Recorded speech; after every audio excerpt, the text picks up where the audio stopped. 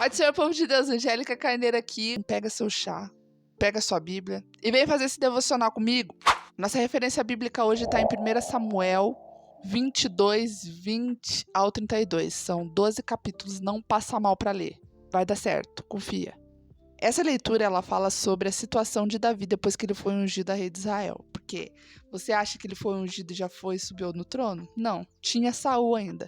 Apesar de Deus ter rejeitado Saul como rei, ele ainda tinha poder militar, ele ainda governava Israel, mesmo sem a direção de Deus. Então, o que ele faz é perseguir Davi, o que faz de Davi um fugitivo errante. A primeira coisa que Davi faz é buscar a presença de Deus. Então, ele vai até Nob e encontra o sacerdote Aimeleque. E a única coisa que tem lá com os sacerdotes são os pães da presença. Os pães da preposição, na verdade. Preposição, proposição, várias formas de falar, mas é a mesma coisa. Os pães da presença de Deus, que representavam as 12 tribos de Israel e eram colocados todo sábado quentinhos na presença de Deus e retirados depois de 7 dias. Davi não podia comer esses pães, mas por quê? Simplesmente porque ele não era sacerdote. Se você lê em Levítico, você vai perceber que aí ele já não tinha direito nenhum.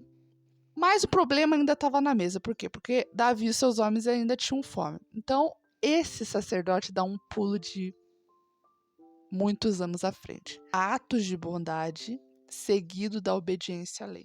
Perante a lei, ele não poderia comer, mas ele ainda tinha fome. Então, esse homem vai além do seu ofício. O que ele faz ali é citado na parábola do bom samaritano, nas curas dos sábados e todas aquelas discussões sobre as leis sabáticas. Ele vai além disso, ele coloca o amor acima da lei. Esse ato de bondade desse homem teve uma consequência, porque Saul descobriu que ele ajudou Davi.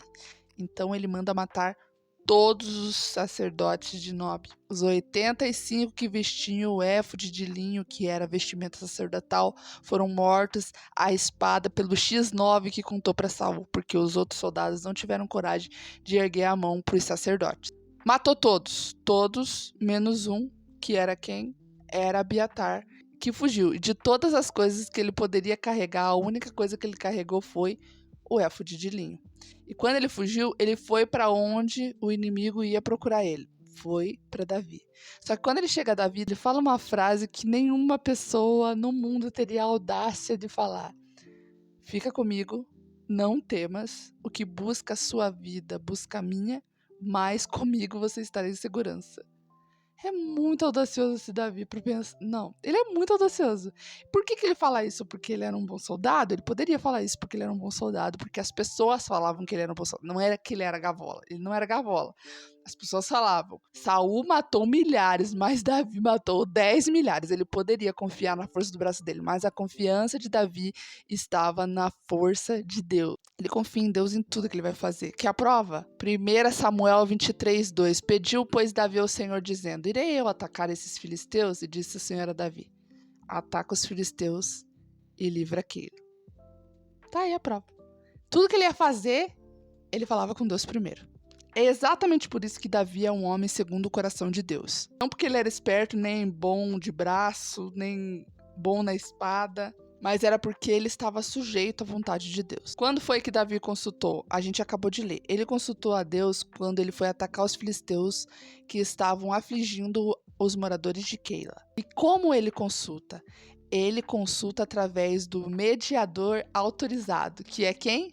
Abiatar. Abiatar fugiu, ele era um sacerdote e estava com éfode de linho. Então ele pega o éfode de linho, eu fico imaginando ele vestindo o éfode. Agora Davi pode falar que agora Deus...